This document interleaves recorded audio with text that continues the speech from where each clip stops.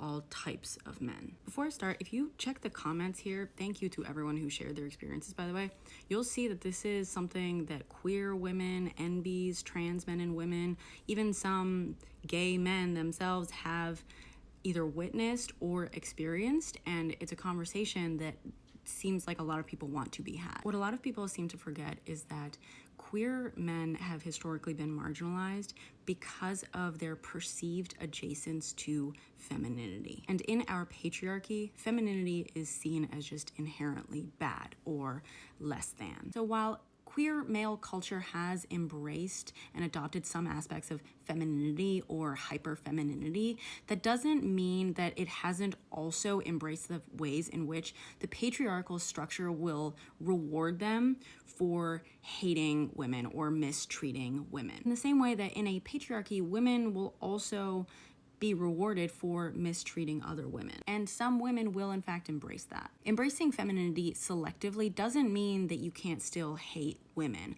Otherwise, white women with braids couldn't possibly be racist. There is a small handful of men in my comments, because of course it's men, basically trying to minimize these experiences, most commonly chalking them up to this invasion of queer spaces by women. They're kind of inadvertently proving my point, because while I again acknowledge the problem of straight women invading queer spaces and also crossing certain lines, the majority of these comments from what I saw don't even specify straight women.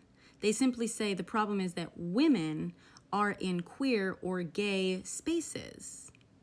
Do you see the issue here? You are engaging in the full erasure of women from the queer community because to you, they don't count. Straight men have at least one main reason to pretend to respect women, even if it is like the absolute bare minimum amount, even less than the bare minimum most of the time, let's be real. But I think this might play into the sort of overcorrection we can sometimes see men engage in queer spaces, which could be seen as this very performative and public rejection of even just the minimal regard shown towards women. It's almost meant to fly in the face of the patriarchal rules keeping men minimally in check, which is why we see so much of this rejection and exclusion of women, NBs, and trans men and women within the queer community as well, all while dismissing these claims as being phobic. All this despite the fact that historically it is cis queer men, especially white ones, who could most easily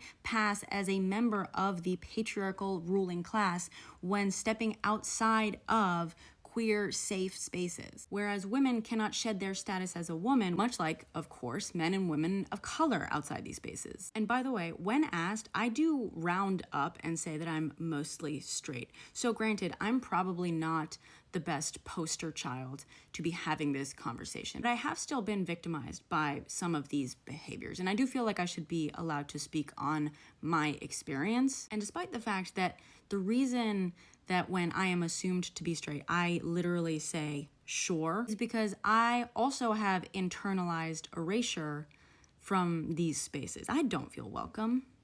I know I'm not welcome. And it feels like stolen valor, which I happen to know is a very common experience. It should not be viewed as an attack to talk about how other people have in fact been attacked.